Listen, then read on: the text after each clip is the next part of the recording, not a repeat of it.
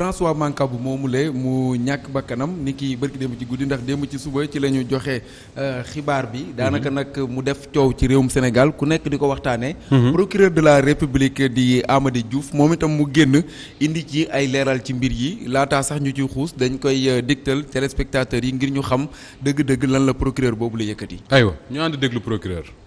moom nag bi ñu koy jàpp ci enquête bi li mu wane woon ak li nga xam ne enquête bi may nañu wax ko dañoo yaakaaroon ne moom bokk na ci force li ñuy wax force spéciale et que étant un ancien je pense de l'armée aussi et que moom tâche am c'était des actes d'harcèlement et d'attaque moom la jagloon loon pour di ko def force de sécurité yi pour mën leen di peut-être divertir ou bien peut-être mën a tax aussi duñ jël en charge correctement la défense de l'ordre public si dans le cadre des manifestations qui avaient été effectivement envisagées bi ñu demee këram nag ba fekk ko fa yàlla def na fekk nañ ko mu fekk ak fetel bu ñuy ooyee type Walter Calibre 22 fekk nañ fa aussi ay balles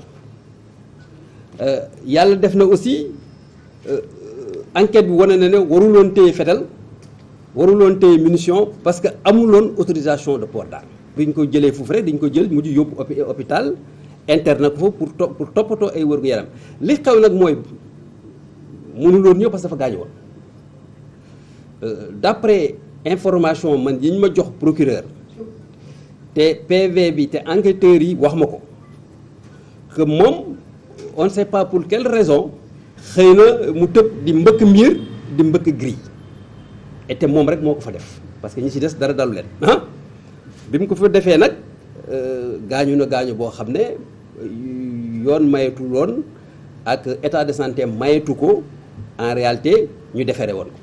maa ngi bëgg a wax nag ne enquêteurs yi yor nañ ay caméra vidéo yoo xam ne incident bi yi ci am yu ci bëri mën nañ ko documenter par des vidéos et des caméras de 13 minutes yoo xam ne wax naa leen ñu indi ko ñu dugal ko ci enquête bi nga xam ne jox naa ko waa division des investigations criminelles enquête boo xam ne sama autorité directe lañ koy defee déjà que c'est un service très compétent qui nous a donné beaucoup de satisfaction dans le cadre des situations pareilles mais en plus c'est une enquête qui sera conduite sous l'autorité directe du procureur de la République afin qu'on puisse savoir xam lan mooy cause exacte décès François Mancabou et que d'ores et déjà je peux vous dire en rapport avec l'ordre des médecins une autopsie a déjà été ordonnée.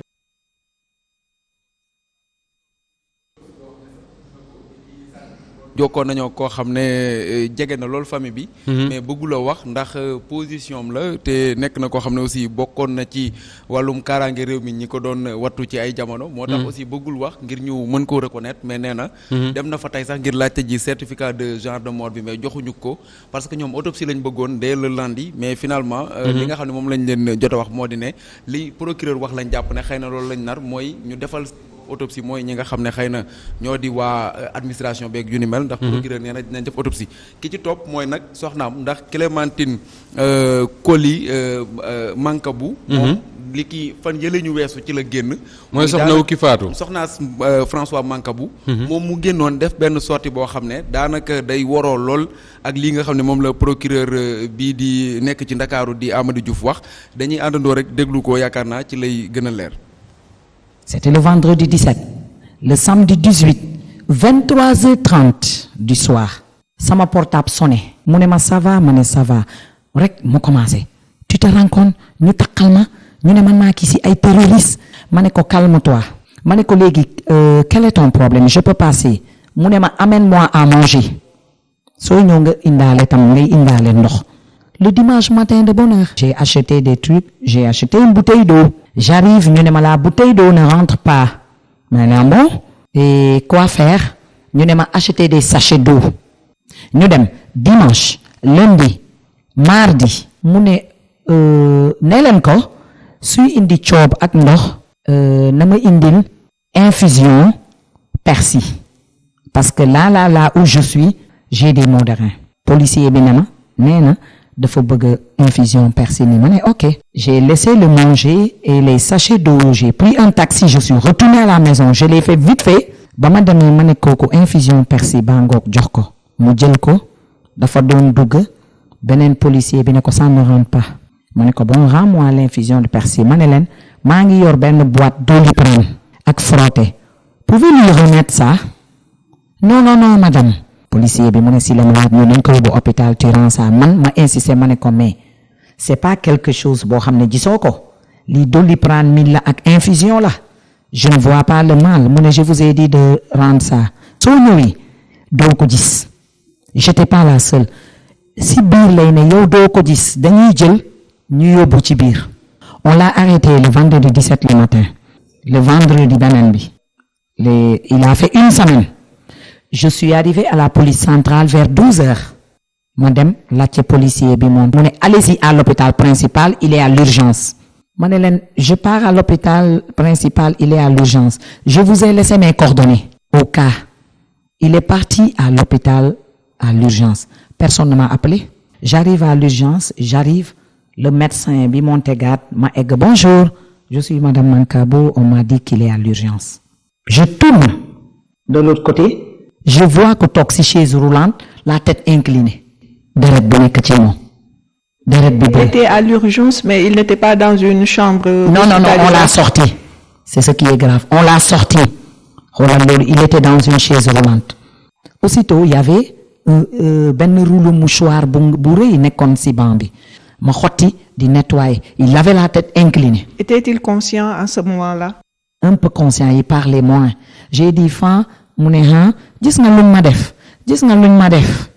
luñ ma def ma ne ko waa calme-toi yàlla rek. J'ai dit mais et son t-shirt ñu ne ma pour ñu mun ko kii le médecin xam naa dafa jël ciseau mu déchiré ko comme il était fatigué j'ai nettoyé j'ai vu ñu ñaw front bi ñaw ci bopp bi ñu teg col bi sax muy dañ ma ne ñu teg col bi mais ils vont pas te dire man ma continuer di ko nettoyer sérieux il y avait beaucoup de sang. Chaise roulante boobu mu toog ñu ne bon autopolice mu ngi ñëw dafay dellu police centrale ma ne leen ak souffrance am ni mu sonnee ñu ne waaw dafay dellu ñu delloo ko police allongé ko ci benn fauteuil mu ne je ne sens pas mon cou depuis l'hôpital j'ai demandé l'appareil pour mon cou ma bàyyi leen butéel ndox bi ba léegi xam nga vendredi ci guddi la j'ai quitté la police centrale vers minuit et demi 1h moins je suis rentré le lendemain le samedi le matin 12 heures fekk ma fa ma ne leen war na delloo hôpital bu dee doo leen ko delloo man ma jël charge boobu même su doon yéen a ko arrêté ma xool clinique wala mu delluwaat hôpital ñu ne ma si soo disee il faut que mu delloo ko hôpital parce que sentiratul tànk mi il ne marche pas buñ ko delloo hôpital si lañ ko yóbbu directement réanimation boobu le Moustapha sax ca la mujjee ndax nelaw ya finalement yeewul François Mancabou donc mu ñàkk bakkanam ci condition yu ni mel dégg nañ kàddu yu waroo mais dafa am loo xam ne sax moom lañ tiim nii muy autorisation de port d'arme bi nga xam ne moom lañ ko délivré woon te procureur ne dafa expiré voilà donc autorisation de port d'arme bi ñu def ci François Mancabou ne le 2e mois 1971 lieu de naissance Dakar agent de sécurité Sicap Dieuppeul villa numéro 24 558 donc loolu mooy adresse bi. Permis de port d'arme après ñu bind ci suuf tibu port d'arme bi sax def nañ ko pistolet marque Walcher waaye itam ñu fàttali ne ñu ngi ko joxe le 20 mai 2015 donc le 20 mai 2015 dañ ko joxe. te gisuñu ci fuñ ci def date d'expiration bi selon aussi son avocat bi nga xam ne contacté nañ ko nee na amul date d'expiration donc procureur nee na.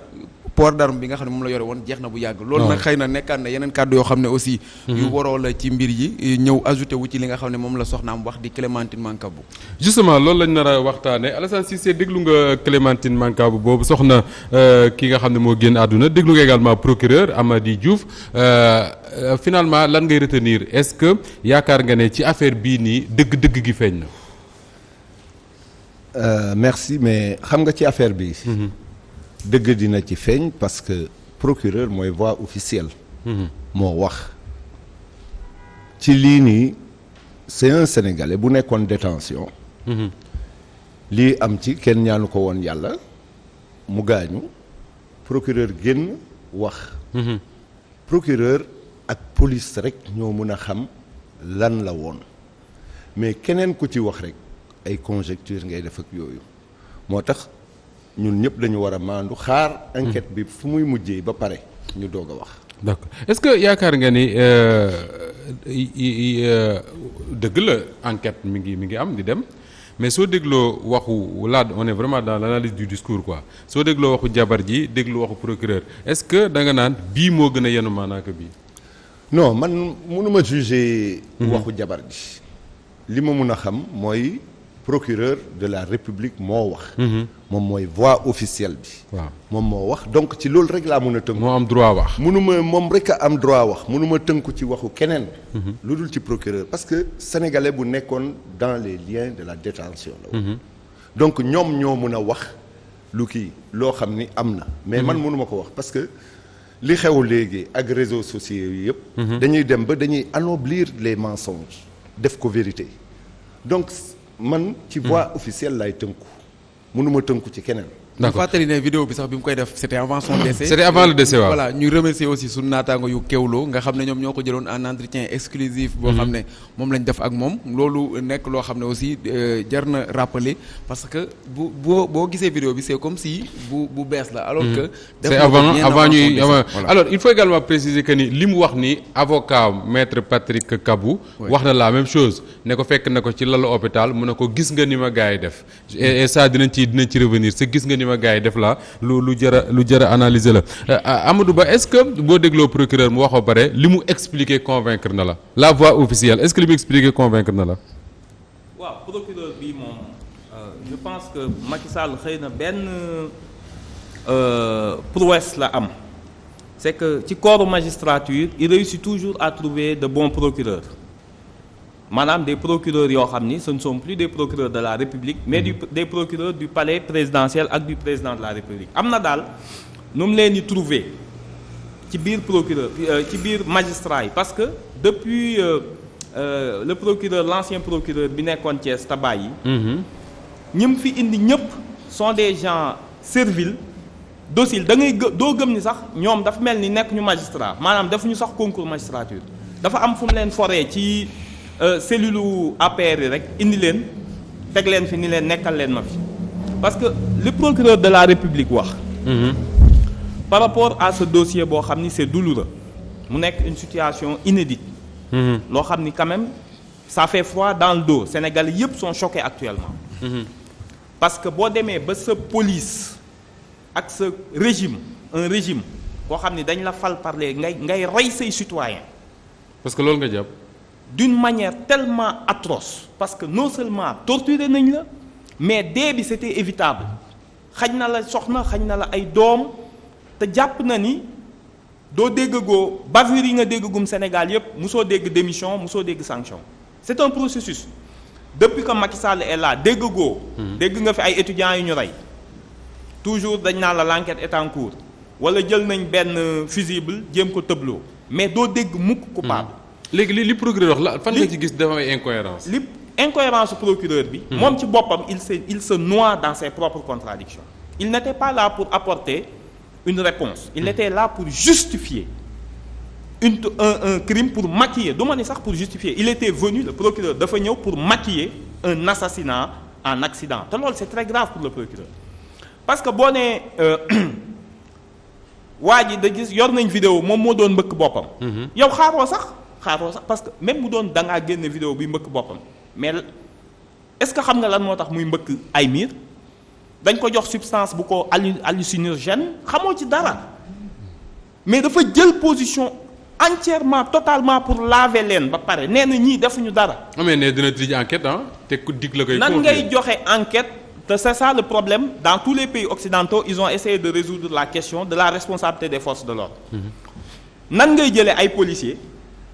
ñu torturer nit ba mu ñàkk bakkanam ngeen jël seen propre collègue ni ko dem leen ngeen enquête loolu amul fenn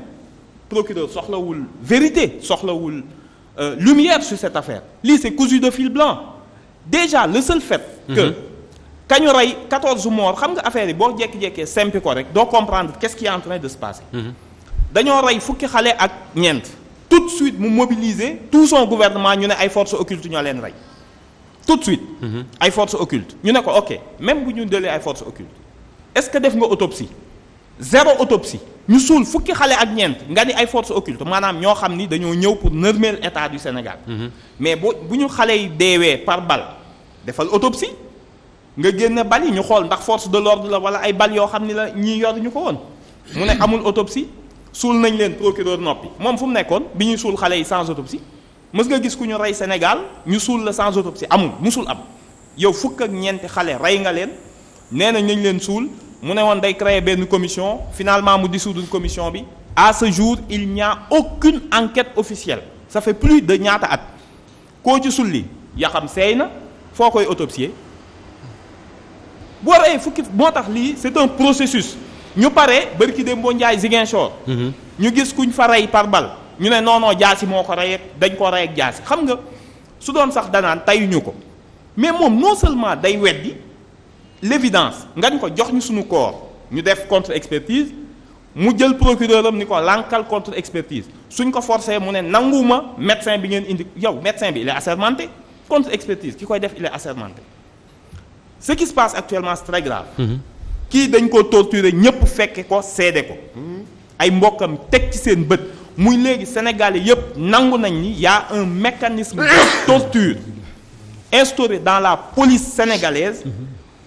pour des considérations politiques maanaam delloosi nañ dans les années Jean Collin la Macky Sall delloosi année Jean Collin la indiwaat li ñu reyee Blondin rey ko rey bu leer pare ni ko da ngaa xaru mais est-ce que bu ñuy wax torture Amadou duñ ci mettre un peu des guillemets parce que ba léegi amaguñu la preuve que ni am na torture version wu soxnaam la ñu dégg ak avocat wam maître Ousseynou Gueye ak Patrick Kabou dégg également version bi nga xam ne moom la procureur wax ne moom la ko alkaati yi jox version yi ko alkaati yi jox ak loolu xam nga lu gënoon a simple na ko confier à une kii indépendante ñu seet torture yi je pense que kenn nëbbatu ko ñoom ils sont